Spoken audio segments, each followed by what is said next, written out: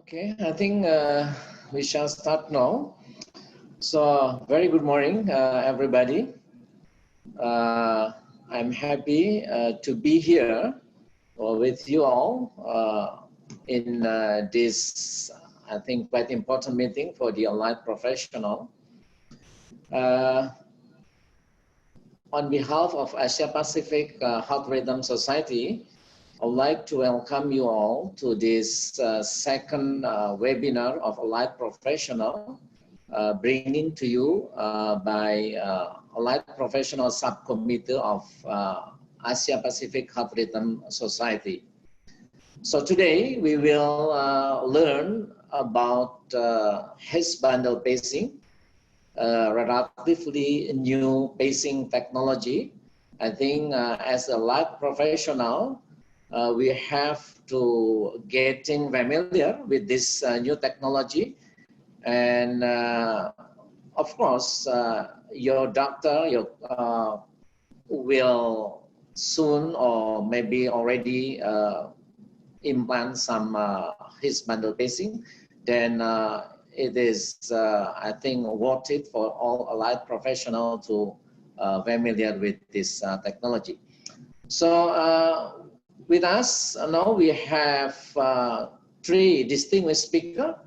We have Dr. Rohan Gunawardane from Sri Lanka. Good morning, Rohan. Hi, good morning. And then we have Ms. Joyce Ang from Singapore. Good morning, Joyce. And also we have here Dr. Diki Hanafi from Jakarta, Indonesia. Hi, Diki. Morning. So before we start the webinar, as always, I would like to give you some question, a polling. This is just to see how is your knowledge on His bundle pacing. And then after this pre-test, we will have lecture. And then after that, we have post-test to see how you accept the all the material during the meeting. And now we will start our meeting. The first speaker will be Dr. Rohan Gunawardane from Sri Lanka. He will talk about understanding the His bundle pacing. Dr. Gunawardane, please, you may start your presentation. Good morning and welcome everybody. Good morning to all of you wherever you are in the Asia Pacific region. And I will be speaking to you. Let me get my presentation up.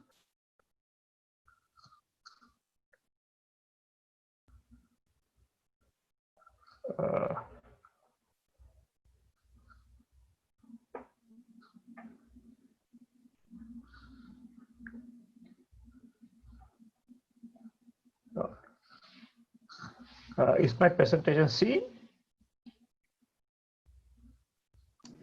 Not yet. Not yet, okay, fine. Okay, right. Okay, is that good. Okay? We can see it now. Right, okay. Please put it in a slideshow. Yep. Okay. Okay, perfect. So I'm just going to give you an introduction into what is His bundle. And when we talk about His bundle pacing, basically the question arises, there are several questions that we need to answer. One is, why do we need to do His bundle pacing? And when it is appropriate and in whom we should be doing this? And of course, how to do it. Now, I'm not going to talk about how, because the speakers who will be coming after me will be presenting these other topics. Right. Now, we all know that. We know that pacing has been around for more than 50 years. And whenever we pace the right ventricle, we have been pacing the right ventricular apex. And that is how we have been doing it for a long time. So if you look at this, these two X-rays, you can see that this lead is now placed in the right ventricular apex. initially those days we had tine leads which just kind of got entangled in the trabeculae and was attached there, but now we also use screw-in leads which are more stable. And by pacing the right ventricle, we created this kind of ECG where you had a left bundle branch block. So you can see that here the right ventricle pacing causing a very broad left bundle branch block. Now, throughout the ages, particularly in the late 80s and 90s, we realized that a right ventricular apical pacing can lead to LV dysfunction. This is quite and just have a look at to see why this can happen. If you look at sinus rhythm, in sinus rhythm, the impulse comes down the His bundle, and then the ventricles are more or less simultaneously activated through the His Purkinje system, and you can see that the wavefront, the activation wavefront goes from the apex of both the right and left ventricle towards the base, and that is how the ventricles are activated during normal sinus rhythm through the electrical normal conductive system of the heart. But when we pace the right ventricular apex, you can see that it is first of all the right ventricle that activates, and now the wavefront goes slowly towards the left ventricle, and so there's delay in the activation of the left ventricle. And this is not only seen in the electrical activation, but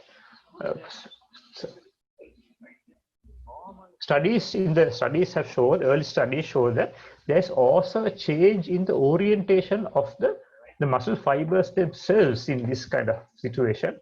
Whereas in the normal situation, you have very, very parallel muscle fibers. There's distortion of these muscle fibers during RV pacing, and this has been quite early in our history. We have found these changes have been happening. So therefore, several factors can lead to LV dysfunction due to RV apical pacing. One is probably the interventricular dyssynchrony, where now the impulse does not travel through the His bundle and the Purkinje system, but it has to travel from the right side to the left side, cell by cell. So it is going through the myocardium cell by cell. So, and there's also not only interventricular dysfunction, there's intraventricular dyssynchrony, because now the LV is not activated in the normal pattern. There's abnormal activation which leads to abnormal mechanical contraction of the left ventricle during RV pacing. There is also, as I showed you earlier, so there's adverse myocardial remodeling. So there is a remodeling which is at the cellular level, and this can also be a factor in causing LV dysfunction. There also have been found that there are cellular and molecular level changes. There is downregulation of certain genes, and there are the expression of certain proteins may be changed during RV apical pacing. There's a very nice article, if you want to have a look at it, in the Indian Pacing Journal of 2012, which gives a good concise description of all these factors that may actually lead to LV dysfunction in RV apical pacing. Right. Now, the next question that we had to ask is, do all patients who we pace in the right ventricular apex develop LV dysfunction? This is not so. There are certain people or certain factors which are more likely to lead to LV dysfunction. Of course, if the patient already has some pre-existing LV dysfunction, these patients are more likely to become worse with RV apical pacing. Again, certain studies have shown that the burden of pacing is very important, and these are not early studies. They show that if you have BVI pacing of more than 80% burden or DDD pacing of more than 40% burden, then they are likely to develop LV dysfunction. These are some of the earlier studies which were probably using in pacemakers, which in the earlier type of pacemaker. Now we know that a lot of pacemaker companies, or actually all of them, have certain algorithms to reduce ventricular pacing, and therefore probably this may not be correct for DDD, but certainly a certain subset of patients who have significant burden of pacing will go on to develop LV dysfunction. Now, it is interesting to note that patients who already have left bundle branch block may not be adversely affected with RV apical pacing as much as patients who have normal QRS or in fact a right bundle branch block. So therefore, patients who have a normal conduction or a right bundle branch block before we start pacing them in the RV apex may be more liable to develop LV dysfunction. And in some situations, we just don't know. It's very unpredictable. We have patients sometimes who we pace, and within 3-4 months, they have developed LV dysfunction, which we assume is due to the RV pacing. Right. So what have we been doing in that situation to try and correct this? We have tried to do certain alternatives to RV pacing. We have tried to pace the septum of the right ventricle, sometimes the right ventricle outflow tract or the mid-RV septum. And to do this, one of the pioneers of these methods, Professor Harry Mon from Australia, introduced this curve, which we call the Mon curve. And basically, it has two curves. One to get away from the primary curve, gets away from the apex of the right ventricle, and the secondary curve directs it to the septum of the right ventricle. This is a very useful this Mon curve is a very useful thing to get it into that position. And in fact, from the very beginning of pacing in Sri Lanka in the 2006, 2007, 2005 really, we have been using this curve to pace our leads in the RV septum. And essentially, all routine pacing in Sri Lanka, at least, users, we try to pace the septum. However, there hasn't been any robust studies showing that this has really changed or significantly changed the development of LV dysfunction due to RV pacing. And as you can see that sometimes, of course, we can get, these are the positions that we can get by doing RV pacing. You can see that it is away from the apex and in the septum in the LAO view. And sometimes, of course, we can get very, very nice ECGs. This is one of my very earlier patients somewhere in 2010. And you can see that here the QRS complex is quite different to the normal left bundle branch block pattern that you see in RV pacing. It's a nice, very narrow QRS complex, the smallest normal, in fact.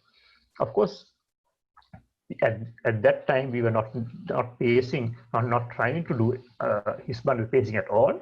But this is probably just a coincidence. Probably we seized to capture his bundle here.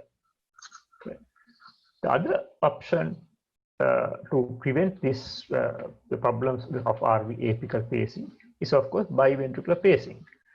But remember that biventricular pacing is not an easy procedure. It is expensive, and therefore it cannot be it is not something that can be done in all patients we take on for pacing.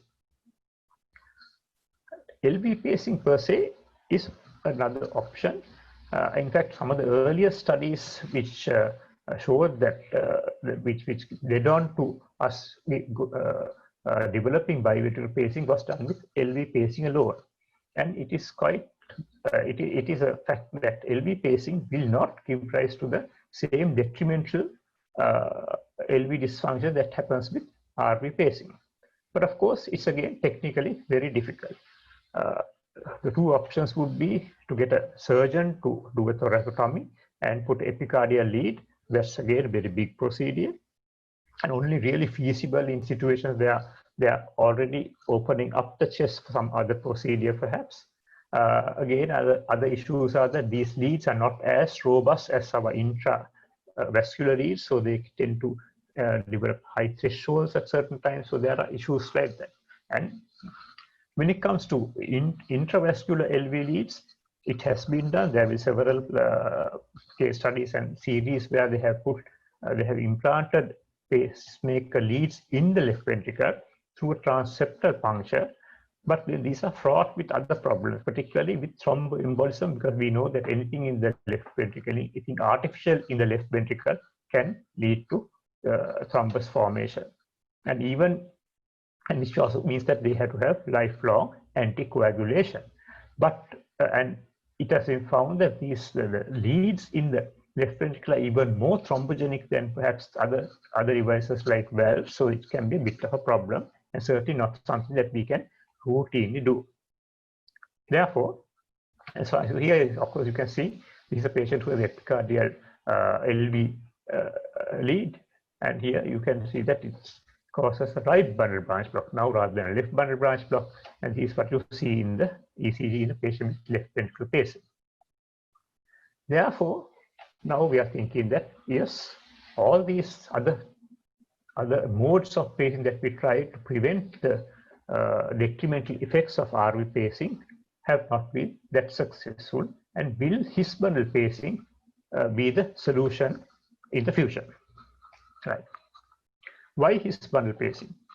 Well, one thing is that if you can pace the his bundle, then the activation pattern of the ventricles will be through the normal Purkinje system, and therefore we will not cause any changes in the electrical activation, and hopefully therefore we will not cause any LV dysfunction. And we can theoretically abolish the detrimental effects of the long-term RV apical pacing. And also it can be actually an alternative for cardiac resynchronization therapy. Remember that in cardiac resynchronization therapy, in biventricular pacing, we are still pacing the cardiac muscle itself. So the activation of the both ventricles occur from muscle cell to muscle cell rather than through the his Purkinje system. So if we can actually, in patients who may need CRT, this may be actually a good option as well. Right. So just kind of look at this. Let's go back to our early knowledge about conductive system. So we know that basically you have the sinus node, and then the AV conductive system consists of the AV node or AV junction, and then you have the his bundle, which then crosses the septum and then is divided into the right bundle and the two fascicles of the left bundle, the anterior fascicle and the posterior fascicle. Now, it has always been, in fact, when I first heard about his bundle pacing in left bundle branch block, I thought, well, how can that work? After all, left bundle is now gone. How can you, by pacing the his bundle, correct the left bundle in a patient who already has left bundle branch block? And that is always the question. Now, we have for a long time thought that the his bundle is something like that. There is a lot of fibers inside the his bundle, and these fibers then eventually divide up and go into the right bundle and the left bundle and so on. But with this theory of longitudinal dissociation of fibers in the his bundle, basically this theory is that the fibers that make up the his bundle are already dedicated to go to a particular place, either right bundle or the left bundle, very early. It may be even earlier than the AV node itself, and therefore the his bundle looks more like this, where you have dedicated fibers going to the various different areas. So you have a dedicated fibers right bundle, left anterior fascicle, and left posterior fascicle. So already these are defined before the his bundle itself is formed, which means that if, for instance, you have a proximal lesion in the his bundle, which can give rise to complete heart block, for instance, you still have these the fibers beyond that may be okay, maybe actually functional. And similarly, if you have a lesion which is slightly more distal, which may be more what you call more localized. So if you can give rise to either a fascicular bundle, fascicular block, or a left, for instance, for a left bundle branch block, for instance, again, if you can recruit these more distal fibers by pacing the his bundle more distally, then you can certainly correct the left bundle branch block, and therefore give the patient a normal activation pattern. So this is how we believe that the his bundle pacing works. Right. So that is what we want. I want to tell you about why we should be doing his bundle pacing, and the question is, who will benefit from his bundle pacing? Will everyone with complete heart block, for instance, or left bundle branch block, benefit from his bundle pacing? Theoretically, yes. Right. But of course, because this procedure is quite new, it is not still a technically easy procedure. The delivery systems are not yet what you call refined enough to be able to for us to be doing it in a very easy fashion. It's a very steep learning curve on how this should be implanted. Therefore, it may not be the best. It may not be for every patient with complete heart block. In 10 years' time, we may change. That may change. We may say, okay, oh wow, now we are only going to pace the his bundle. But at the moment, we are still in the very early stages. Right? Right. Certainly, we know that because we know that long-term pacing and more higher burden of pacing in the RV APHRS leads to LV dysfunction. For younger patients, this may be actually an option because we know that they have a long duration of pacing during their lifetime. Other, of course, issue is that with patients who have reduced LV function but who do not have the criteria for cardiac resynchronization therapy.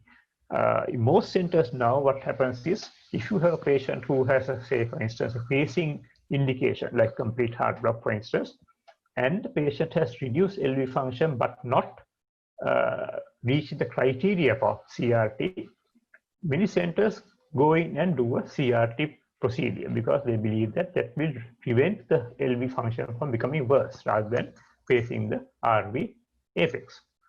So these patients again might actually be a very good candidates for his bundle pacing.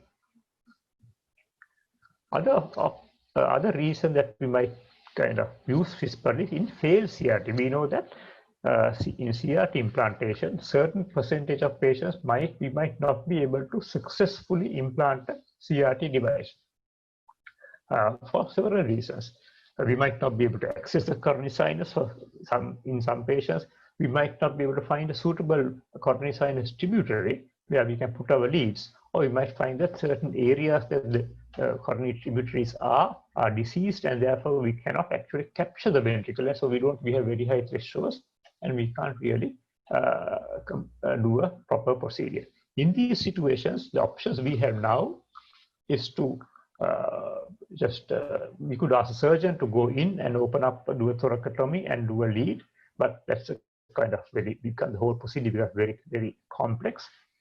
So therefore his bundle pacing might in fact be a very useful procedure for patients who have failed CRT. We know that there is about 5%, 6% what you call previous failure in patients with CRT.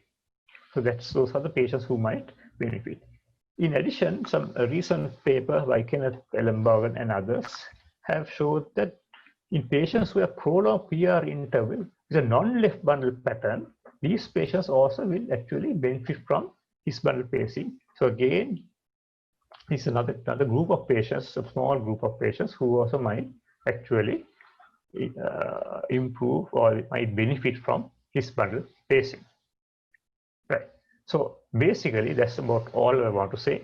So in summary, we know that certain patients, not all, but certain patients who we pace in the right ventricular apex can go on to develop LV dysfunction, right? And that his bundle pacing can prevent the ill effects of RV pacing and prevent these patients from developing LV dysfunction, which is entirely pacemaker induced. It may also be a good option for patients with AV node disease who have either LV dysfunction or at a risk of developing LV dysfunction. So that is, those are things to think about. Thank you. Thank you very much, Dr. Rohan Gunawardani. So it's very comprehensive pacing and give I think a basic knowledge for the allied professional on why we have to do the HIS bundle pacing. And we will continue to the next speaker. Next speaker will be Ms. Joyce Ang from National Heart Center, Singapore. So she will give a lecture on patient preparation, programming, setting of HIS bundle pacing. So Ms. Ang, please, time is yours. Okay. Hi. Hi, sorry, I'm just going to make the screen bigger. Okay. So hi, thank you for joining us on a Saturday morning. So I'm a senior cardiac physiologist at Heart Center. So I'll be sharing how we do patient preparation and settings and programming during a HIS bundle, during implant and also in the device follow-up clinic. Okay, so okay. Okay.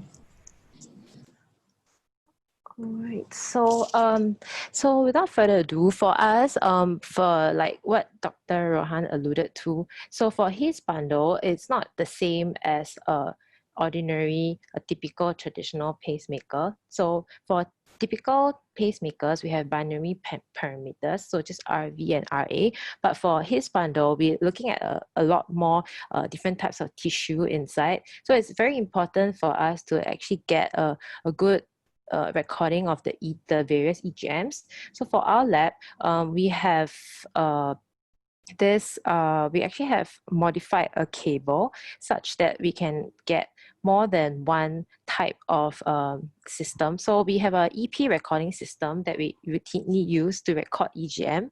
Okay, so from the testing cable over here, we connect the testing cable and clip in the unipolar settings to this setup. Okay, and then we use the GE Pruka system on the junction box. We plug it in to the different channels so that we can display on a page on the recording system. So why we need the recording system other than the just using the Medtronic PSA is that we can have a 12-lead ECG that it's critical to analyze all the various pacing morphologies so that we can confirm the recruitment of the HIS bundle. And also we have we can get HIS EGM that is filtered and unfiltered. So on the recording system, we can actually customize the filter. There's more options. So it's actually better and clearer. And we have calipers to measure intervals, which I'll show you in a bit. So this is what we typically see on the PSA. Okay, so for us, we implant the Medtronic. So the atrial, we'll plug the HIS bundle on the atrial channel on the unipolar setting. Okay, because the gain settings is better for us to actually visualize this. So we'll look out for this signal here, the A, the HIS, and also the V. And we'll typically look at it at a sweet speed of 50 so that it's more spread out and we can see the signals better. All right, so on the EP recording system, also we use a sweet speed or a faster sweet speed so that we can see the local EGM. Okay, and on our side, we actually will configure this on the junction box. Okay, so for the filtered, we'll choose a high pass of 30 and low pass of 500. And similarly, we'll adjust the gain. And the unfiltered is 0.05 to 1000 Hertz. Okay, so this allows us to get a very more clean signal so that we can better visualize the HIS, because this is very important during the implant process for us to be able to get a good sight for the operator. Yeah. So for this, and also one other benefit is that we have the option of adding in a review screen. Okay, a review screen here that you can put in the intrinsic beat. Okay, so this is a rolling live screen that you can just visually eyeball and see the differences. So for when we are comparing paste morphologies, it's very good because we can see it immediately, and we can also appreciate the 12 lead so that we can get a good comparison. And also we can look at the filtered and the unfiltered at the same time. We can customize the screen to make it look according to what we want. And also we can measure out with the caliper the different intervals to confirm whether we have recruited the his or not. Okay. So just briefly talk about mapping the his. So during implant, for us, will help to look out for this sort of signal. We need a discrete his signal with the V that's usually about twice in amplitude of the A, okay? And after screwing in the lead, it's good to also have a his bundle, the current of injury that you can see with the arrow right here. Okay, so this injury, the current of injury is the same like what we have in a septal, RV septal pacing, but it's also prognostic for lower and more durable long-term pacing thresholds. Okay, but we actually don't see this very often. It's probably maybe about 30% or so. But you also have to take note during implant that that you can see over here, there's double counting. So this is actually oversensing this injury. So you can either change it or wait for a while to see if the injury will subside so that this will not sense it anymore. Okay.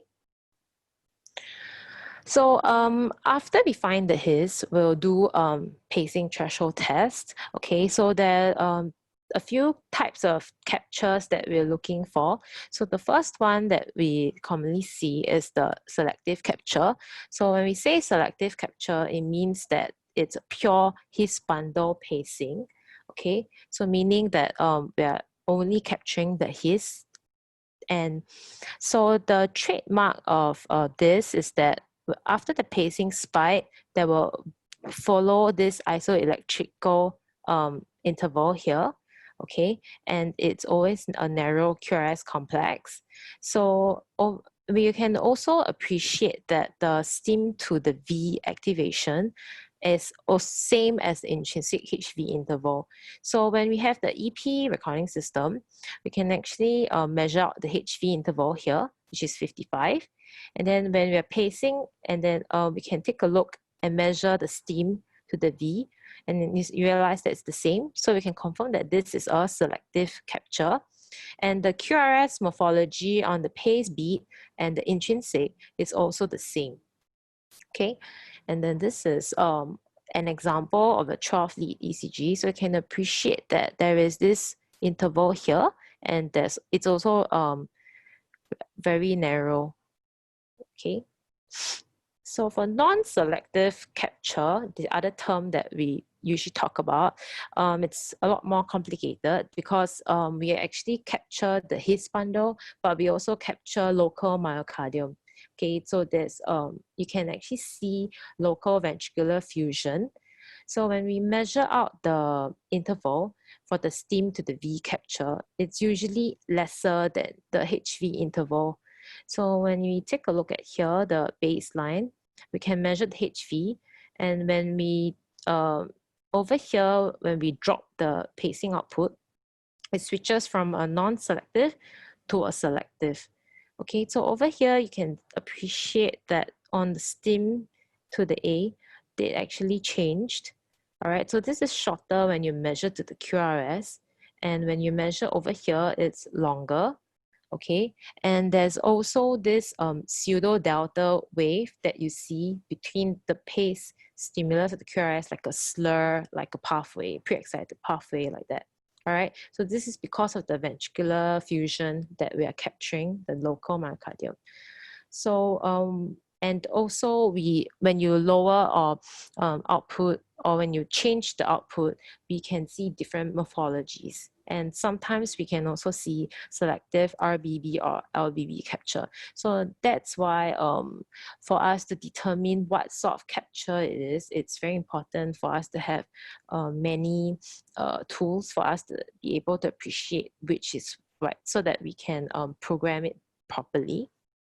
Okay, so this is a 12-lead ECG of a non-selective capture. So you can see the very short steam to V capture and the pseudo delta wave. Okay, so this is just a summary of a possible transition for when you do a lead threshold test, what you can look out for. So, okay, I'm not gonna dwell on this. All right, so during implant, when we do a pacing threshold test, we'll start a decremental pacing threshold from 5 volts at 1 milliseconds, okay, in AAI or AOO mode, okay. So you'll notice that the HV interval will remain consistent during decremental pacing. So this rules out AV nodal capture. So you can see from here, eyeballing, it's actually looks quite similar, the waveform, but actually there are some subtle differences. So you ask yourself, is this selective or non-selective capture? So what we look out for is the QRS width and the steam to V interval. Okay, so let's do this as an example. So when we pace from the lead, okay, this red one, you can see the red and the green, there is actually some subtle differences. Okay, so let's measure out the QRS on the intrinsic is 103, and we measure the rest. Okay, this is a bit wider. Okay, and to account for it, you actually see all this pseudo delta. It's not very obvious, but it's also based on where the lead is. So how much of the V you actually capture. So this is a pseudo delta. So this is actually a non-selective His bundle, and this is a selective. So this is the transition point. Okay, and the other thing that we can look at is the EGM. Okay, when we measure out the intrinsic beat, the HV interval is 43. So we can measure out the steam to V. On the red beat, it's 26. All right, on the green one is 43. And you can also appreciate the EGM has changed over here. Okay, so this then proves that this is a non-selective His bundle capture, and this is selective. Okay, so having all these different things will help us look at it better. So on our side, we can actually see this, while the rep in the room can also confirm when doing the capture using the PSA. Okay. So this is just to show that from selective His bundle capture, you will get a all or nothing phenomenon, and you get a loss of capture over here. Okay, so we can document down what is the threshold. Okay, so for acute parameters at implant, what we can accept is that we must always have a safety margin. For us, it's usually about 2 times or 1 above the His capture threshold. Do note that selective capture is not always necessary. So if you don't have selective capture at all, you can also accept a non-selective threshold if it's good, because when it's lost, you can at least still pace the RV septal. So it's very good for complete heart block patients. So for acute pacing threshold, usually you want to keep it to be less than or equals to 2.5 volts at 1 milliseconds, because you have to take into account the battery longevity. So for sensing, unique to His bundle pacing, the R wave is usually small, but we can accept it from about more than or equals to 1 to 2 millivolts. But you have to be very careful about the corresponding AEGM. If it's too big, it's better not to implant at that position. Otherwise, you might risk getting atrial pacing instead. And also, if you're having a very small R wave, you have to be careful of device limitations, such as in Medtronic some of their mix actually have minimum sensitivity that is different. So if let's say if you have very small, like 0.5 millivolts, you're not likely to be able to sense that on adapter, which has minimal sensitivity of 1.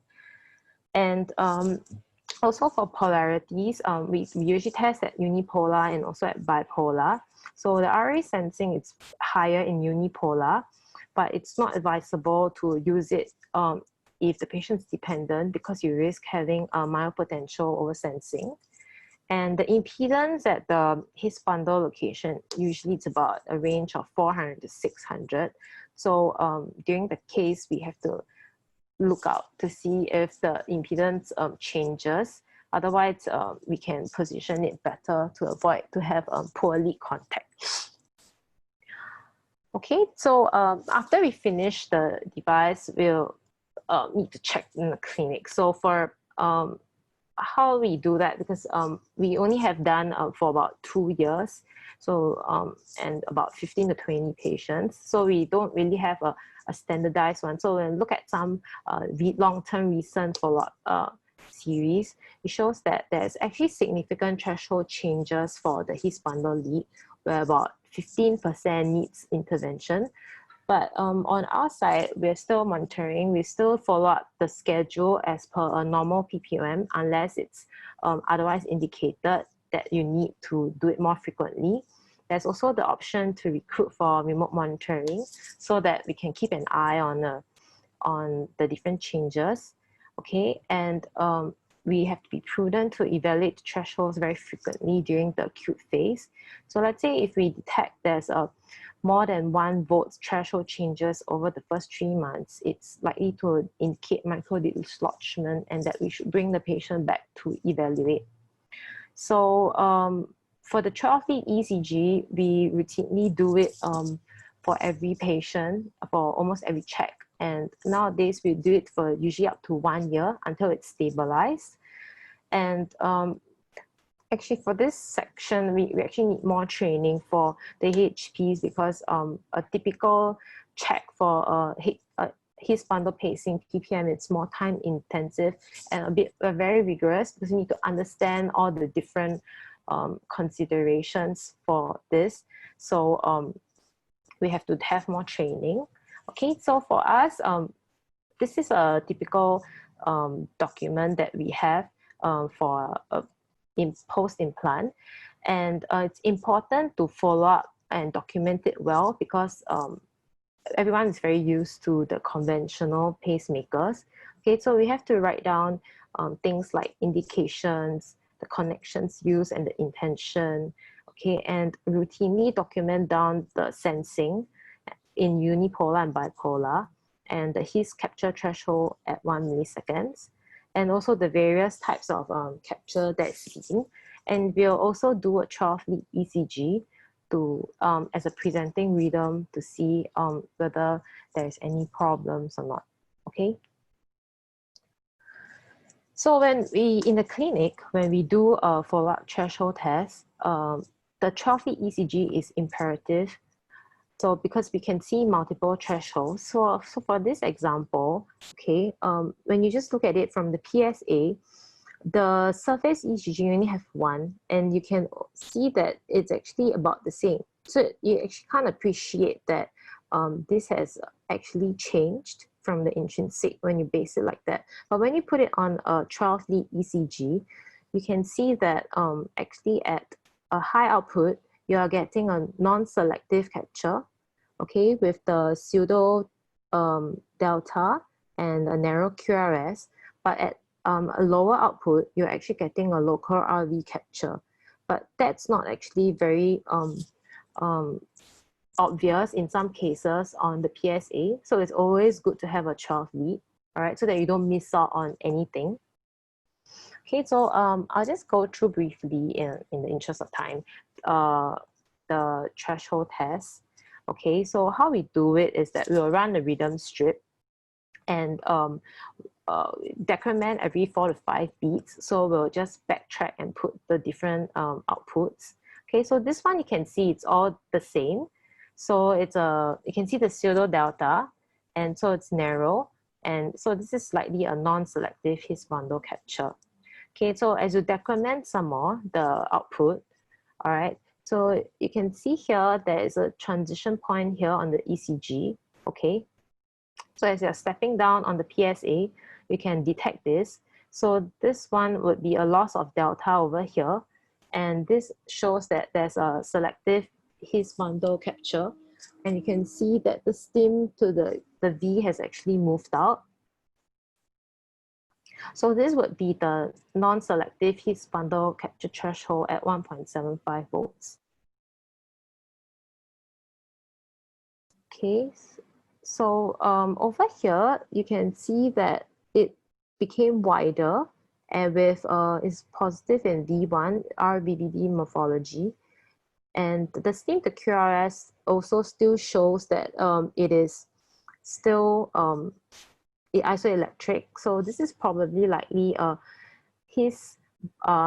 selective His bundle capture without correction, and it's at 0.75 volts. So you can see in one strip all the different types of morphology and different thresholds. Okay, and beyond that, as you go down, there's a complete loss of capture. All right, so you determine that the selective His bundle threshold without correction is about 0.5 volts at 1 milliseconds. Okay, so this will let you determine how you want to program. Some doctors would prefer to have more His, some don't mind having non-selective. So, and as long as we keep it within margin and we always have a clear documentation of all the different thresholds, then we can monitor the trend of the thresholds for the patients. So for programming considerations for His lead in RV port, okay, these are the few things that that we'll take note of.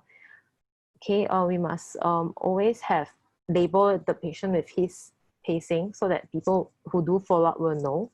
Okay, and also to ensure adequate safety margin.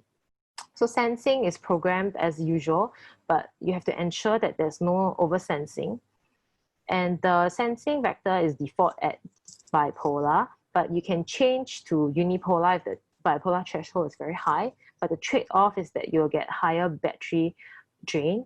And for capture management algorithm, which is the auto capture test, we'll always turn it off or monitor. Okay, because there is a potential for the algorithm to misdiagnose it as a loss of capture. So this is just an example of how you can program it so that it will show up on every implant that it's a His bundle pacing, okay? And that will always have a good practice of recording down all the different pacing thresholds in a place that we can always take note of.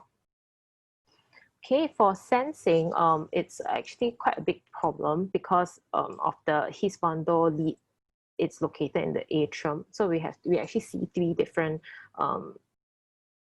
signals. So sometimes you usually have a small V, large A, and occasionally large His. So that can be a problem if we have a patient with complete heart block and no escape, and we have oversensing. So over here you can see that we're oversensing the His, so it's actually double counting. So we're not pacing, but this patient is not dependent, so it's okay. But if the patient is not being paced and it's in complete heart block and no escape rhythm, then that would be a problem. So what we can do is we can either change the sensitivity, or we can also change the sensing vector from unipolar to bipolar, vice versa. But always have to keep in mind whether the trade-off versus battery drain and also oversensing for mild potential. Okay, and also for AV delay, we have to consider that the typical HV interval for the conduction from the His to the Purkinje is 40 to 60. So you should consider shortening the AV delay so that you can avoid to have pseudo fusion like over here. Okay, so that you can actually promote non-selective His bundle pacing. Okay, so I'll just briefly talk about a case study. Okay, so we have a 72-year-old male that got implant with PAF and severe sinus node dysfunction, and then had a his bundle dual chamber pacemaker implanted very recently. I mean last year in July on 8th. So at implant, you can see the selective his bundle threshold was okay, was all right at about 1 volts at 1 milliseconds. And the last time that we did an in-office check at in September last year, it was the selective his bundle threshold was 0.5 at 1. It's actually pretty good. But subsequently, just 2 weeks ago, we got a home monitoring alert that the RV threshold was high on an auto threshold check. Okay, so we're like, oh, is this real? So is this real? So when we look at this trend, right, you notice that there's fluctuating threshold results that since September last year, okay, and it has been fluctuating a lot. So the last 15 days, you can also see all this highlighted in red that the threshold is determined to be very high. So are you thinking that is this a real threshold? So if you look at the trend of the thresholds, so at the in-office check it was 0.5, but subsequently it's being determined as high. But when you look at it over the past maybe like about 7 months, the impedance is fairly stable. The R wave is also constantly about low 2 degrees, right? So do you wonder, is this real? So we called the patient back for an in-office device check, all right? So this is a strip of the PSA. So you can appreciate that over here, we got non-selective his bundle threshold. So this was non-selective, and then this is selective. So it was lost at about 2 volts. Okay, so if this part is all selective, and we go down some more, okay, and then it's lost here. All right. So the selective his bundle threshold was 0.5. So okay, it was still at 0.5. So that means what happened? So that's why for his bundle pacing devices, the capture management algorithm, it relies on sensing the evoked response to the test pace, all right? So if the characteristics of the evoked response signal is actually different from what the pacemaker expects, it will assume that it's a loss of capture. So that's why for his bundle, our pacing morphologies and the evoked response is always different. So the pacemaker cannot correctly determine that it is capturing or not. So it will always assume high threshold. So we must turn this off, okay, or set to monitor. So in this patient, it was actually set to monitor. So in the end, we turn it off, all right. Okay, and also there's some instances of high SIC. So on the Medtronic, the SIC means the sensing integrity counter. It counts the frequency of short BV intervals, and it has increased quite a bit over the past few months. So query over sensing, we didn't manage to get any EGMs, so we're not sure. But because the R wave is still quite good, so in the end, we increased the sensitivity, we decreased the sensitivity of the R wave to like 1.5 to make it less sensitive to avoid oversensing. Okay. So to sum up, his bundle pacing has many different types of challenges, and we are still quite new in this region for this, and I think it's good that we have this as a sharing session in order for us to better learn how we can better program and optimize the device together. Yeah. All right. So thank you for the attention. Okay. Thank you, Joyce. It's very detailed, and I think it's very important information for the all allied professionals who attend this meeting. So I can see here there are already some question from the attendee.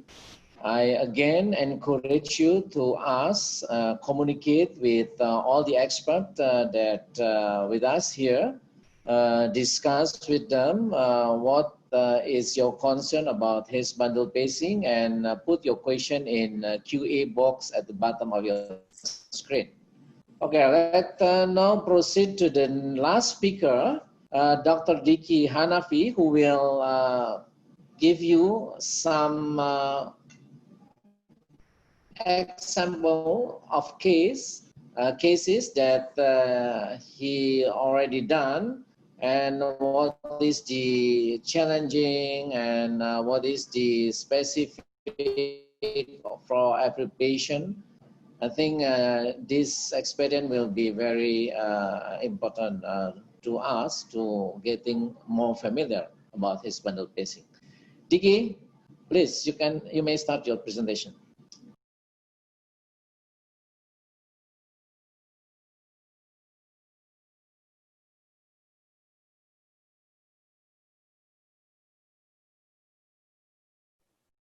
Okay, can you hear me?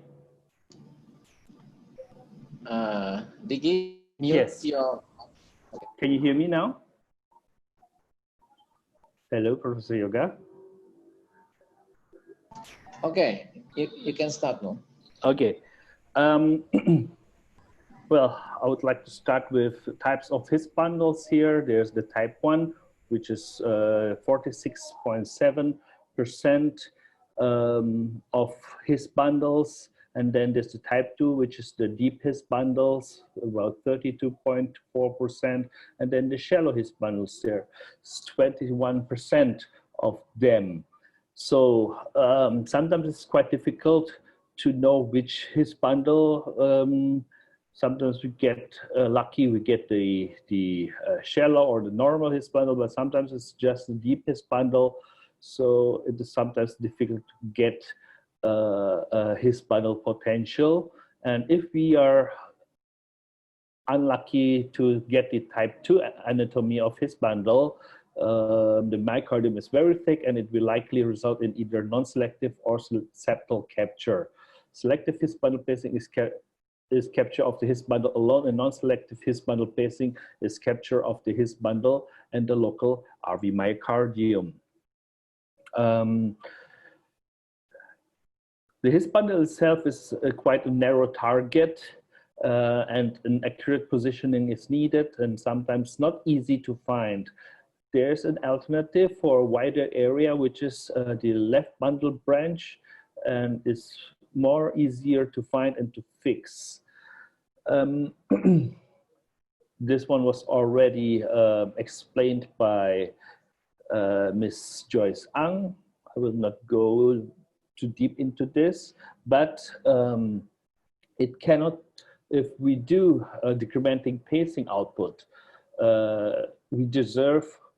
we observe different AKG morphologies, and which transition cannot occur is going back from selective to non-selective. It is always from non-selective to selective, or non-selective to septal, or even directly loss of capture. So the alternative for his bundle pacing is the left bundle branch immediately beyond the conduction block, especially in complete heart block. Sometimes it's not easy to pace the proximal his, you can see, or if we, and there's still a distal block sometimes, and then we need to go more distally here and find more to distal the left bundle branch. So there are differences between his bundle pacing and left bundle branch pacing. His bundle, of course, is smaller in target, but it is the endpoints well defined for successful his capture. More skill for the electrophysiological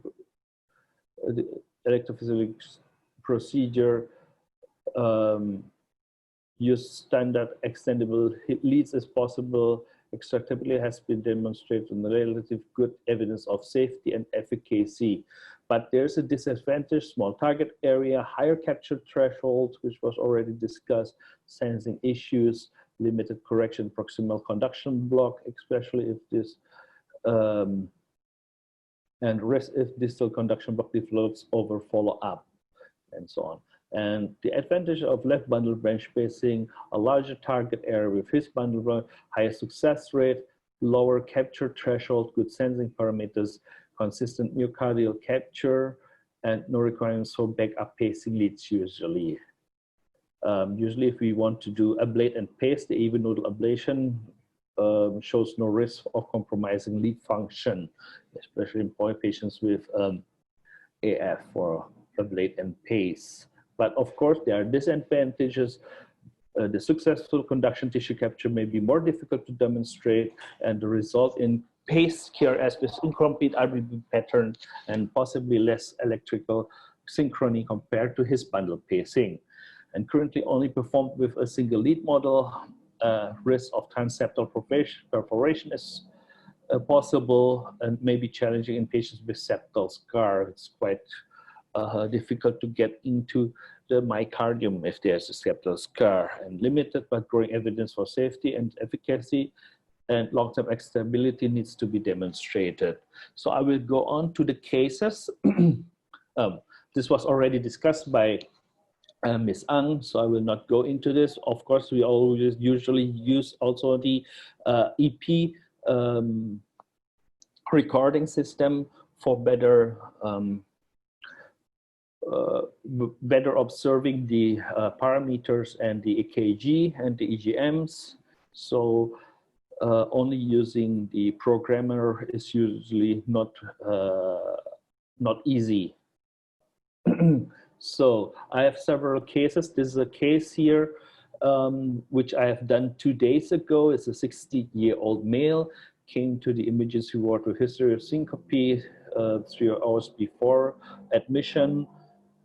Third-degree AV block was already known since several weeks, but the patient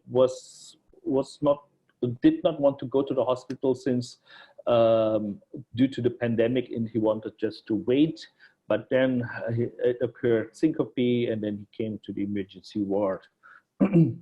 At the emergency ward, he had only elevated blood pressure, but the heart rate was 38 beats per minute, quite bradycardic.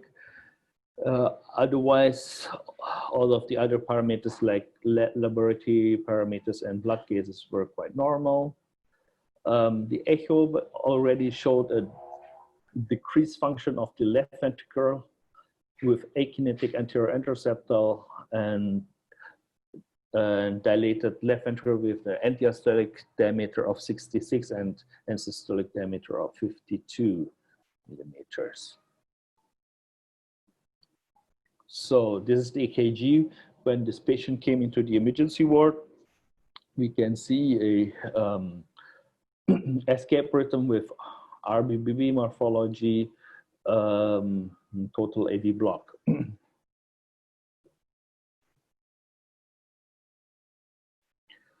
So temporary pacemaker was placed in the emergency ward, and then it was planned to do a permanent pacemaker. The alternative here was a cardiac resynchronization therapy, CRT device, or a his bundle pacing. So we decided for his bundle pacing. This is when I did the mapping of the his bundle, but it was quite difficult at that 2 days ago to find a stable his and capture. When I thought I found his, it was not consistent consistent signal. I tried to get there, but the pacing threshold was always very bad. So after quite some time, I decided to go for the left bundle branch. And this is me going into the RV septum. So I looked how deep the lead is going with contrast. And this is, you can appreciate here confirmation with contrast.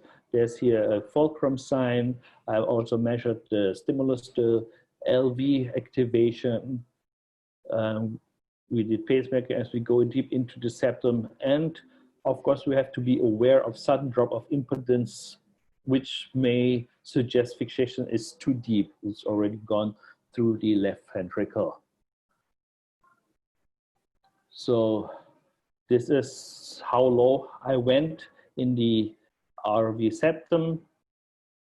And this is with higher threshold where we can see quite wide QRS duration. And with lowering the pacing, we can see, we can appreciate here the shortening of the QRS duration, which shows more selective left bundle branch pacing.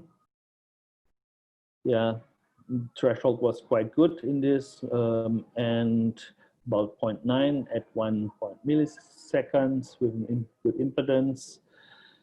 And we were just satisfied with this, and because we already tried a long time for finding a good stable His pacing, so we decided to do for the left bundle branch. This is the final fluoroscopy of this patient. And this is the EKG at the next day at the ward. Yeah, it's about a 140 milliseconds, less than 140 milliseconds of QRS duration. It is non-selective, if you see here. So, but we are quite confident that this will be beneficial for this patient instead of a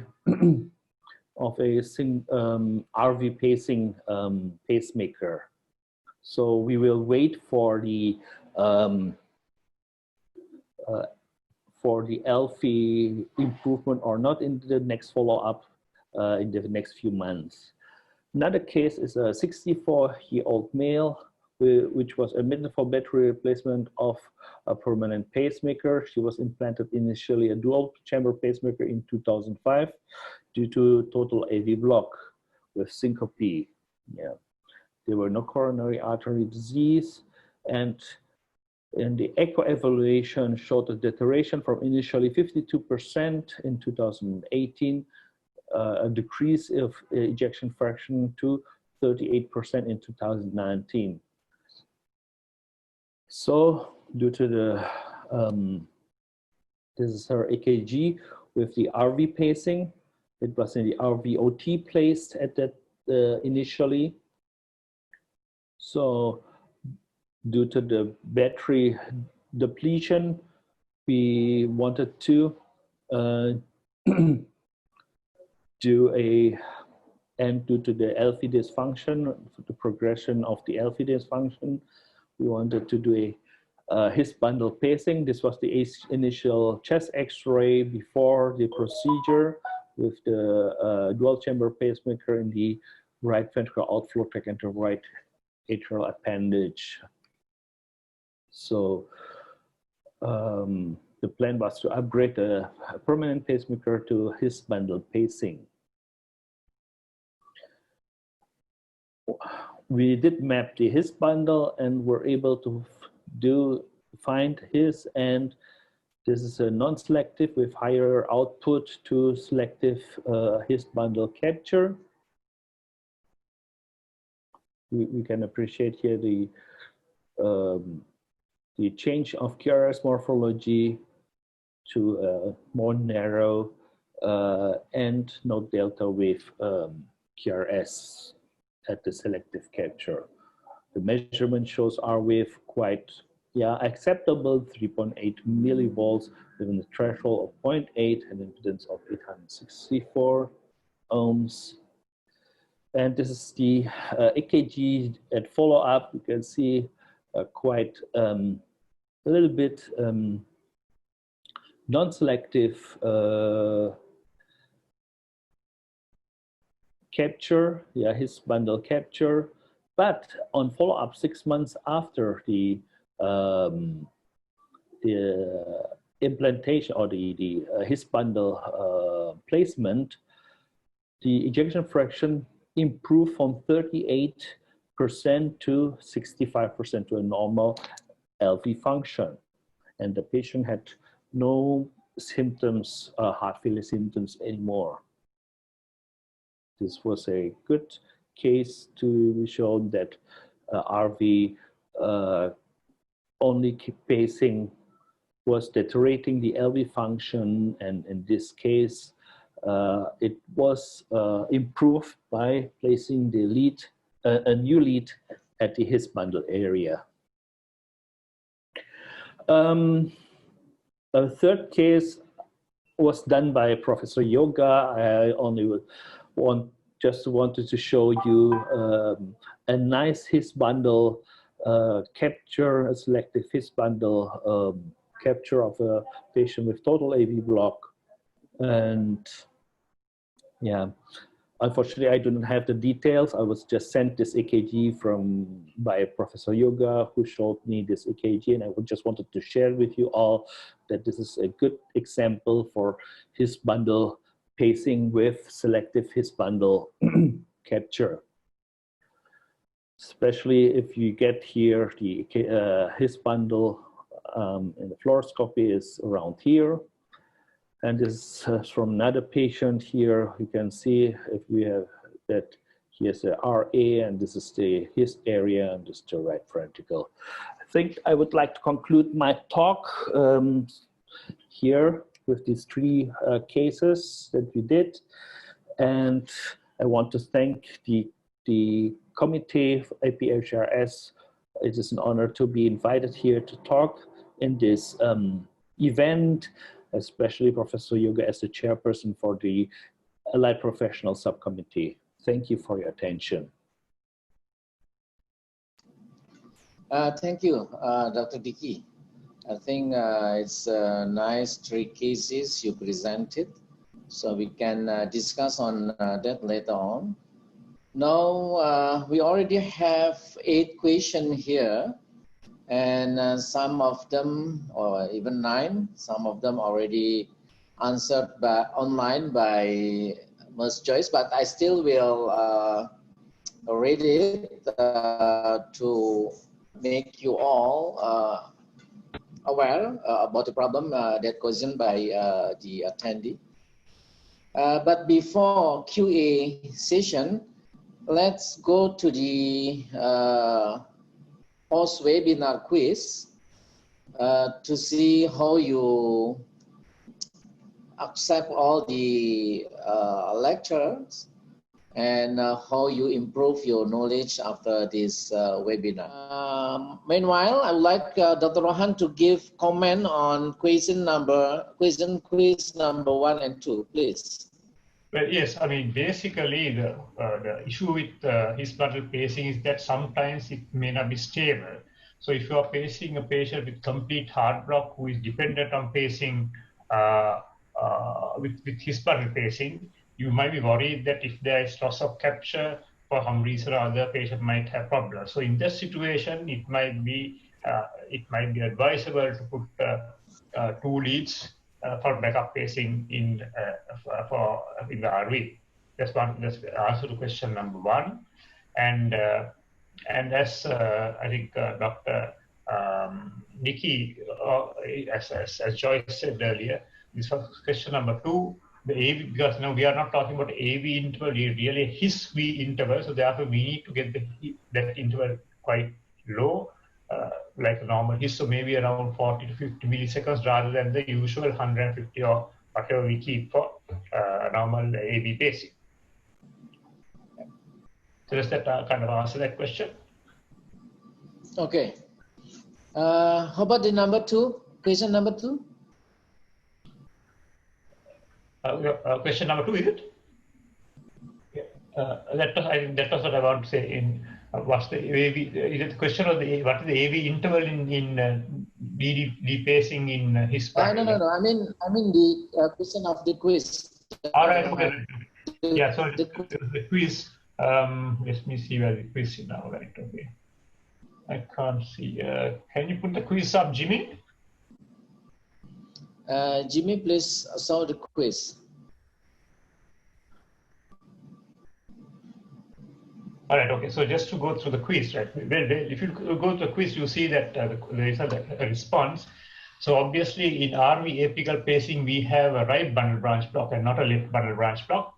And though we say that there are patients who will go on to develop LV dysfunction in RV apical pacing, it is not most patients, it is only a certain percentage of people. So even if you have more than 40% burden of RV apical pacing, you still don't get all those patients going into developing LV dysfunction, but only a certain number of patients.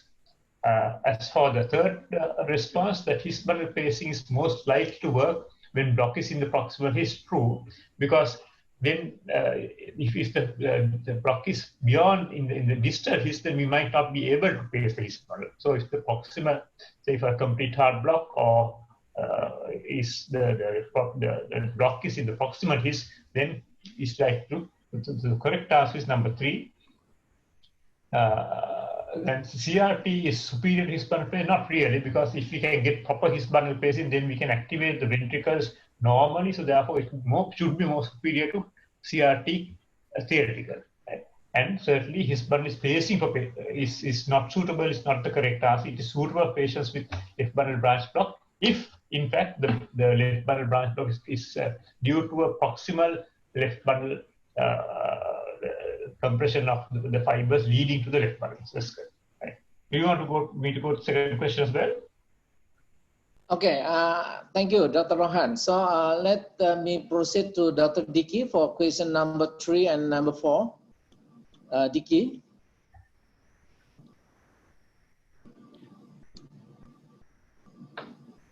Dicky, are you there?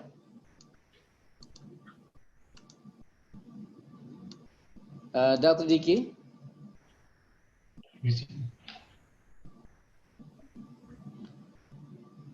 So while waiting, Dr. Dicky, so let me proceed to number 5 and 6. I would like to have Joyce to give comment on that. Ms. Ang.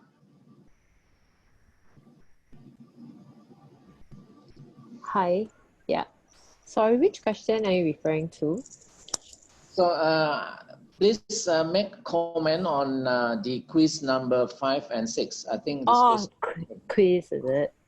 Okay. I can't see though, but I don't have the pop-up though. How do you make it appear? Oh, yeah, okay. there. Sure. All right. So for question number 5, it was about the program capture output.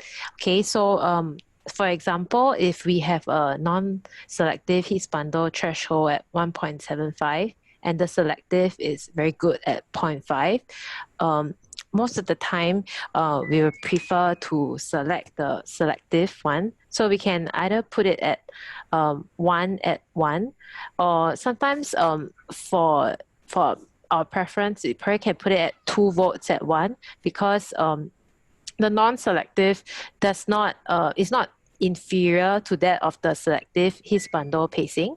And even if you program it at 2 volts at 1, you can also still get the physiological pacing. So the answer that I had was 2 volts at 1. Okay, does everyone agree with this? Is this what you would do? It's okay, just make a comment on the true. Oh, sure. Yes. Okay, sure. So for number 6, so what programming considerations is important for His bundle pacing devices? So the correct answer is all of the above. right? So for his bundle capture threshold, as I mentioned, there is a tendency for it to have threshold to increase over time. Okay, so we always have to when we program that, we always have to consider that as an important factor. And also for his potentials, because the R wave is very small, so we might be able to oversense his potentials. So we always have to take into account sensing and the modes and the polarity vectors to make sure that we don't run into trouble, right? And also, uniquely, the RV capture management algorithm should be turned off or on monitor only, because it really doesn't work in the his bundle pacemaker, right? So the correct answer is all of the above. Yeah. Okay. Thank you very much, Ms. Ang. So let's proceed to the QA. We have 10 questions here. Dicky already here. So Dicky, before the QA, can you make a comment on quiz number 3 and 4? Sorry, Prof, on what, which number? Quiz number, 4. oh, 3 and 4, okay. Yeah, okay, yeah. okay. Okay, actually I already mentioned this in my presentation. Due to the thickness of the type 2 anatomy of the his bundle, it is usually what we can encounter is the non-selective type of capture in the type 2 anatomy, which is probably different in the type 1 and type 3, where selective is more easier to get. So non-selective would be here the answer. And in the fourth question, when decrementing pacing output, you observe different EKG morphologies. Which of the following transitions cannot occur?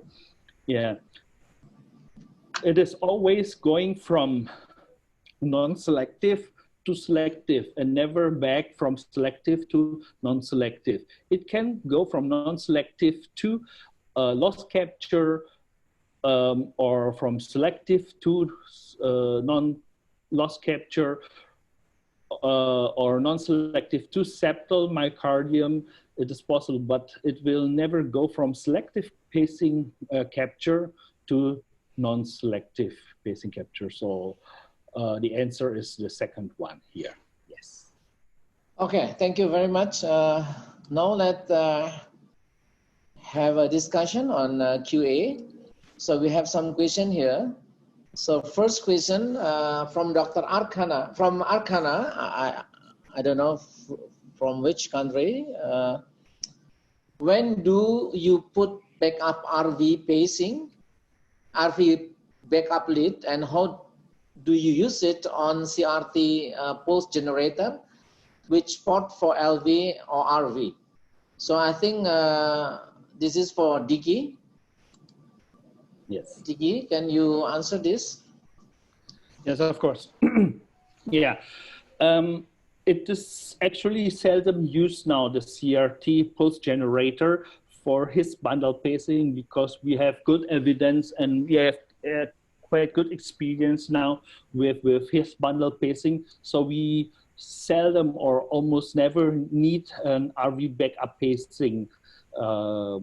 So in the early experience, of course, the CRT pulse generator were used for his bundle pacing.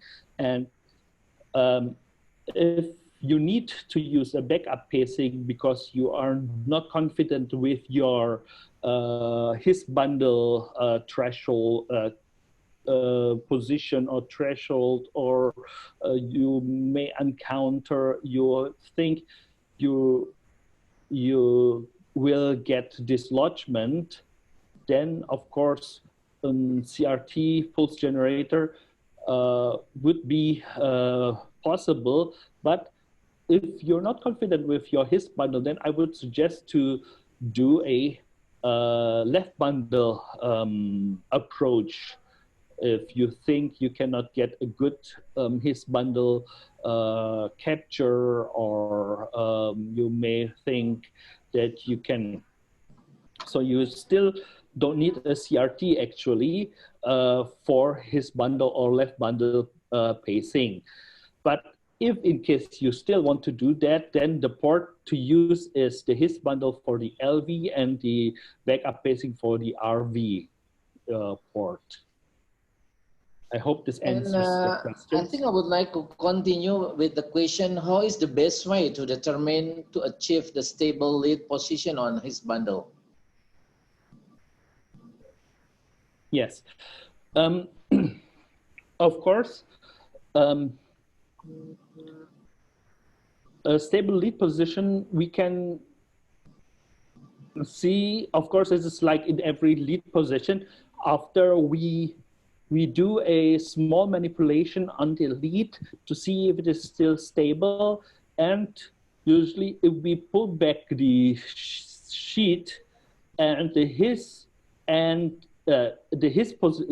lead his position does not change, and the threshold and the other values parameters did not change, then it is usually still in a good stable position. Yeah. Usually we see at the threshold and of course on the sensing parameters. Is there any role of the his bundle injury sign in this case? Yes, yes. If we see a current of injury, the CHOI, then it is usually a sign for a better, for a better and stable lead position, and usually also a long-term better threshold. Okay, thank you. Now I would like to address the next question to Dr. Rohan regarding long-term outcome on mortality or a hospitalization due to heart failure. Can we prefer his bundle pacing over CRT or RV pacing on heart failure with a reduction of ejection fraction? Dr. Rohan?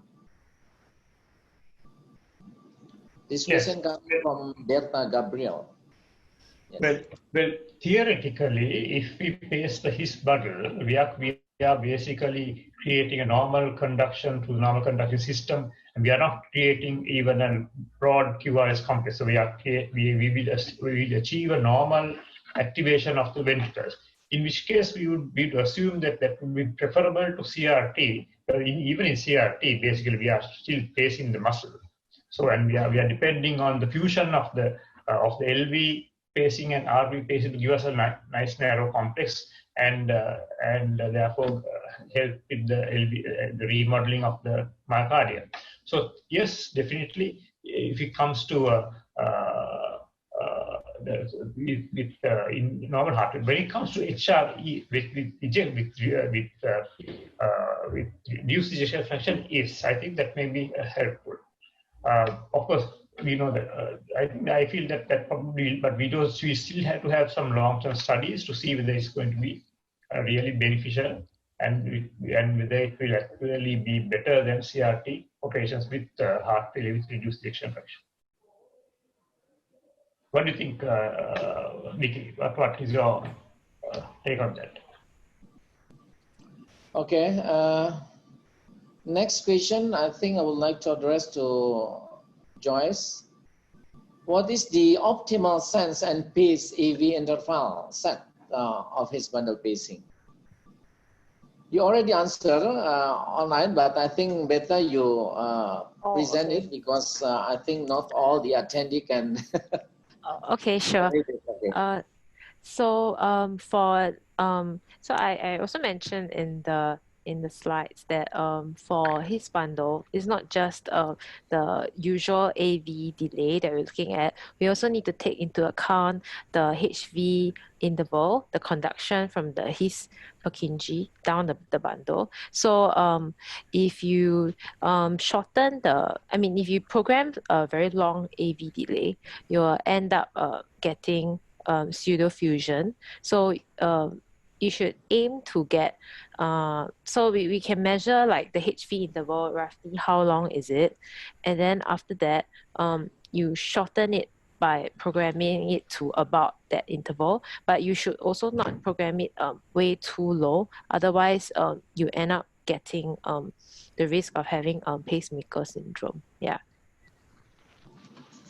Okay, thank you. And I think the next question is, during implantation, what is the maximal pacing rate should be done to evaluate appropriate His conduction? I Yeah. think the question is about how to predict distal disease of the His bundle. So we have to give pacing, how fast we have to give pacing. Because sometimes if we put it in a proximal part, it is capturing a with good threshold, but in maximal pacing rate, it's become a block again because of distal haze. So what is your usual practice on that? Usual?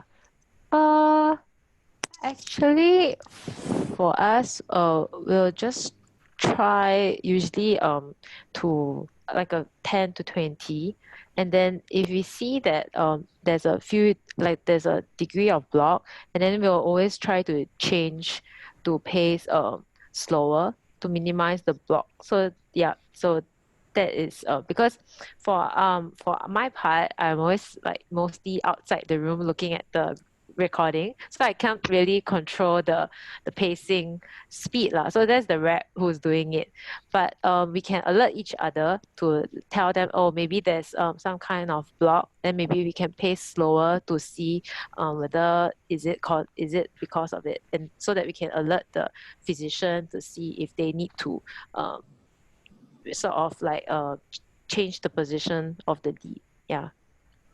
So okay, what is your experience, Professor Yoga, with that? Please, Tiki, maybe you can... What is your experience with that, Professor Yoga?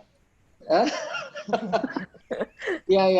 think we still need to do quite fast pacing, because sometimes we quite satisfied with location. We pace, let's say, up to 100 beats per minute. It's conducted very good with a good threshold. But when we increase pacing up to, let's say, 130, then it's become blocked to unblock, maybe something like this. So means there is still some distal disease, distal to the pacing side. So we have to decide whether we need to change our position, or we just happy with that position. So this pacing rate is become important. I think it's according to the of course age, one of the factor that we need to consider on that. I think in young patient, if it's become blocked, let's say in 130, 140, then we have to find another location. But maybe for the elderly, it would be okay. What do you think, Rohan, Diki? Yeah, I think that's good. When we do atrial pacing or AIR pacing, also we do this. We look for the blinking back point before we actually select the patient, or we are happy with the atrial pacing. And we generally say, if you're older patient, if they can conduct at 120 beats per minute, that's fine. For a younger patient, I tend to go on to up to 140. So I think that should be quite okay. Okay. Let's move to another question. So I think previously Diki mentioned that using only the programmer is difficult to do the His bundle pacing without the EP machine. So what is your experience on this actually? Maybe Joyce also can share your experience only using the programmer, not without the EP machine, without the EP recording system. Yes. Of course, it is more beneficial to use the EP recording system, because we see better signals and we can do if necessary, also map the HIS with an EP catheter. But if we only have a programmer at the lab, we don't have an EP recording, it is still possible to do just with the programmer. But then it is much better if we use an extra monitor, so which can be shown to the operator directly what signals, so we can appreciate the recordings much better, instead of looking at the programmer, which may be quite far away from the operator position. It is possible, but usually not as convenient as if we can parallel the signals to an EP recording. Joyce, do you have experience on that? So for us, I think we always start out with using the EP recording system because we have the luxury of using it. But one thing to do, I mean, I could have taken a picture, but in our lab, we have a very big screen where we actually slave all the monitors up to a very big screen with multiple monitors. So one would be the fluoro, because it's also very fluoro dependent of this procedure, and another is the PSA, so, and also the EP recording system. So we actually, the operator can at once look at all these three at the same time. So I think it helps. And so if you only have a PSA, and I believe if you were to do it with more practice to get the hang of deploying the lead and all this, I still think it's possible to do so, because in fact in Singapore quite a number of labs just use the PSA because they don't have a EP recording system. Yeah, so they still have pretty good results too, and they do it quite often. Yeah. Thank you. Probably learning curve, isn't it? So, and because PSA sometimes don't give such a very good clarity is a bit poor, and you might not be able to discern all the different signals. Yeah, you can also put it maybe like a 12-lead ECG on the patient and do a recording if you need that will be very important. Yeah.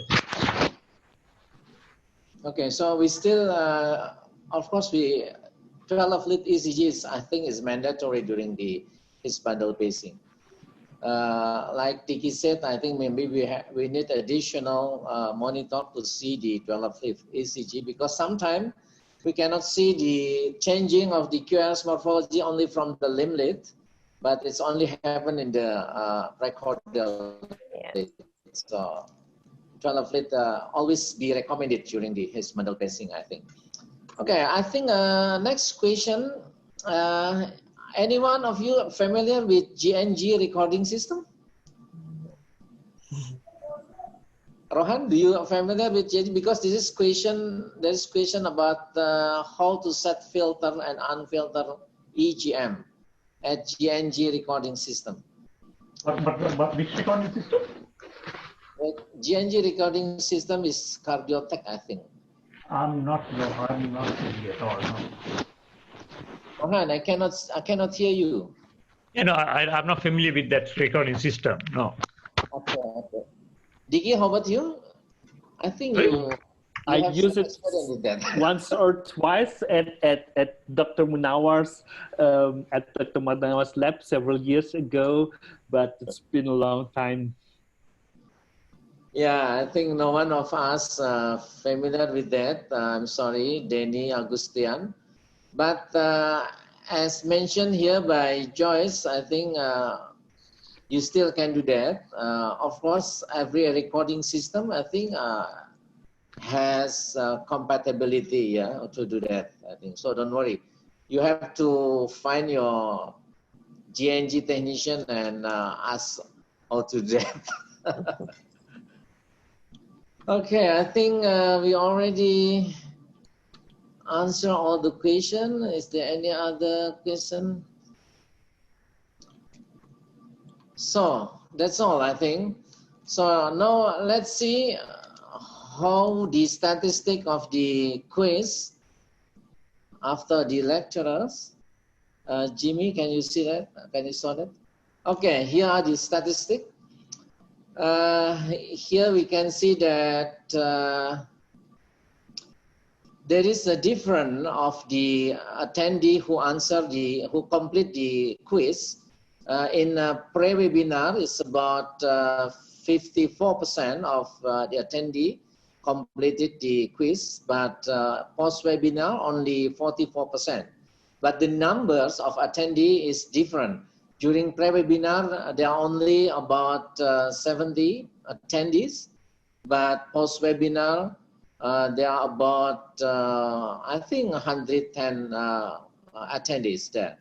So in terms of the absolute number, actually, more attendee completed the quiz after the webinar. Here you can see that,